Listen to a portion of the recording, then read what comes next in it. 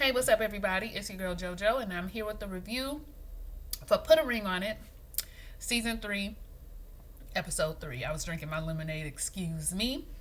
FYI, I still don't have a roommate as of now, but that does not mean that it won't change. So I just want to put y'all on notice, put y'all on alert that if it does change, I don't know if I'll be able to do videos in the same capacity that I have been doing them. So just FYI, just letting you know. Okay, so let's jump into what happened on the episode.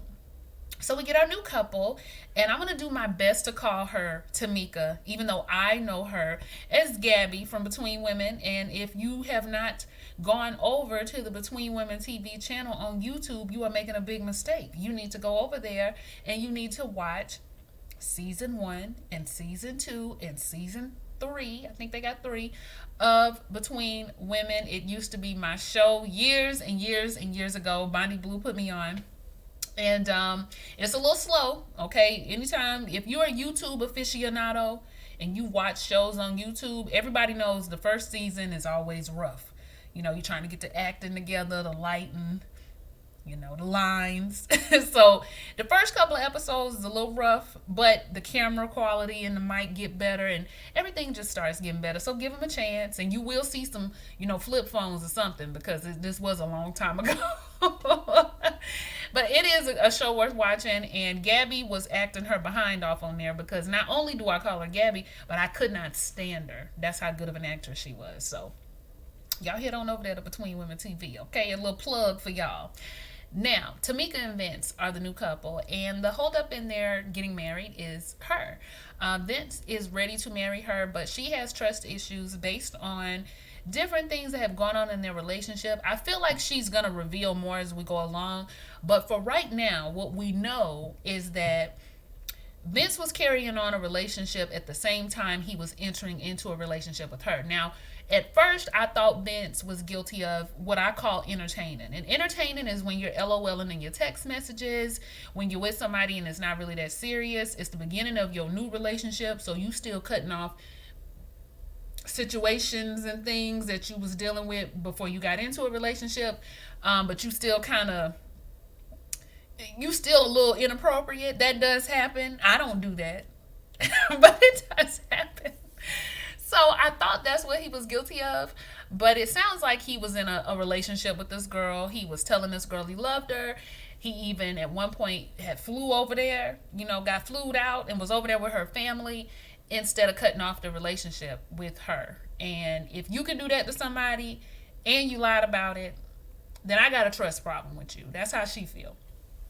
So he still won't really fully admit to it, that it was an issue. So that's their thing. We'll see where that goes. They've been together for 2 years.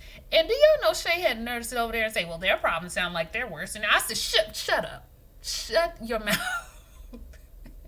We ain't doing no problem comparisons around here. Sit over there with your man and mind your business. So then we have Ashley and Hollywood. We did get to see a little bit more of the issue with them.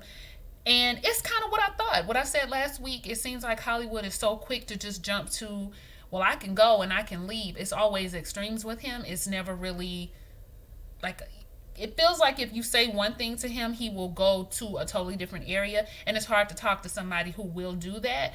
But I do believe that Hollywood is frustrated and he can't figure out what the problem is in his mind. These two will talk in circles, and even the viewer will end up finding themselves confused as to what the real issue is. Child, I just think y'all need to just send them on to Dr. Spirit. Maybe Dr. Spirit and Dr. Nicole, they can tag team, because I just want to hear Dr. Spirit tell somebody, you gave me your word. I love what she told Benzino that. But they definitely are going to need some more help to figure out what the issue is. But I think part of the issue is Ashley feels like she cannot communicate to Hollywood without him getting upset. She doesn't appreciate that he's so willing to throw away the relationship. And if you're willing to throw it away during an argument, ain't no telling what you would be willing to do if we actually got married. Well, child, maybe that's the problem. Maybe I just figured it out. But that's the thing with them. She also cries about the fact that her father will never be able to walk her down the aisle, so maybe there is a problem there too. Maybe there's some resentment involved, because I'm not sure when her dad passed, but it must have been somewhere in the waiting period of this relationship, marriage stall.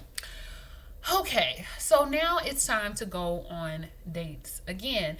These dates go a lot better than the last ones. Ashley went on a date with Andre. They did a little paint and sip. That seems like more Ashley's vibe. I felt like this date went better because of the setup and also the person. You know, the other guy was nice, but this guy, I don't know, the conversation just seemed to flow better with the two of them. He had a mohawk. Ashley was feeling it, so that's fine. I mean, nobody past 12 need to be wearing that mohawk. But he was nice. He said he'd give a little bit of the massage. I said, child, don't listen. Ashley, don't tell none of these men on OWN that you want a massage, because they got a foot fetish over here on the OWN network. Honey, they will rub your feet in the middle of a church service. I have seen it go down. Y'all remember Brent rubbing Devon's feet in that restaurant? They will rub your feet however and wherever. But he actually ends up giving her like a hand massage, which is cute. But she was feeling it, and I was feeling it too, child. But they had a nice, easy, flowy conversation.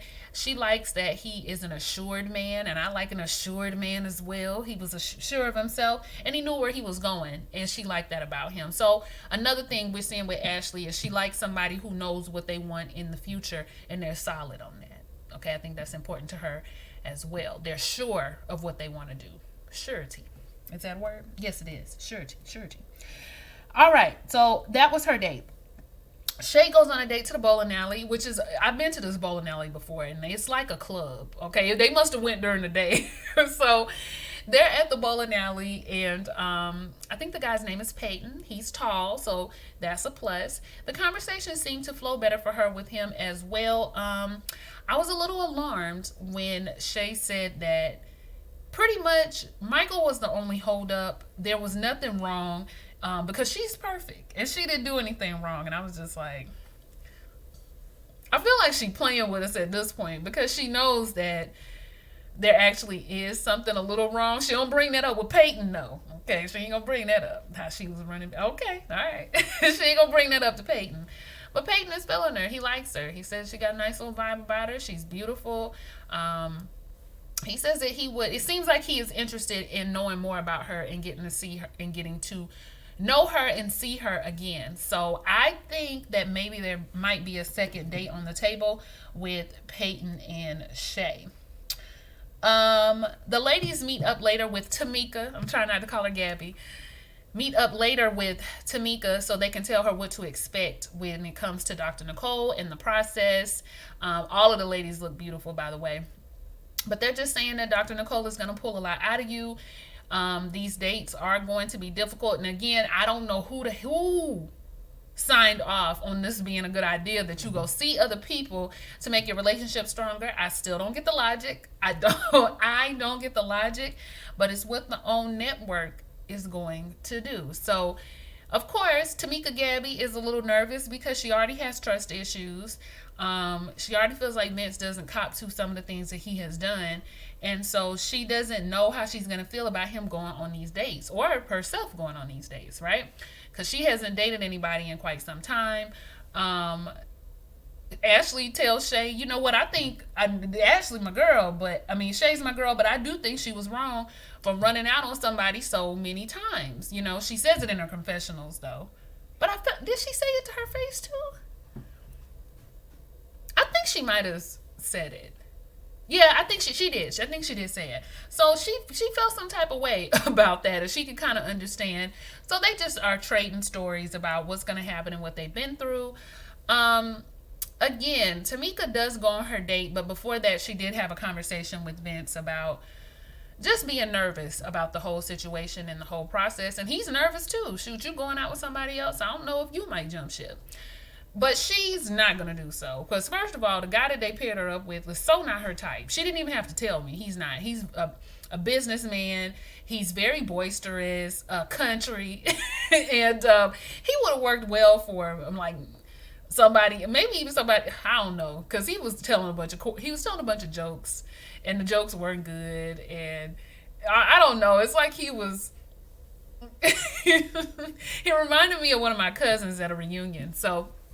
Anyway, the date was cool. It was nice enough, and they were being nice to each other. But I just don't feel like she was drawn to him in any way.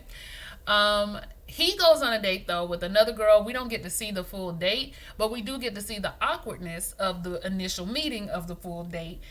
Homegirl walks in and she's just like, "Oh, okay. You want to sit down for a second?"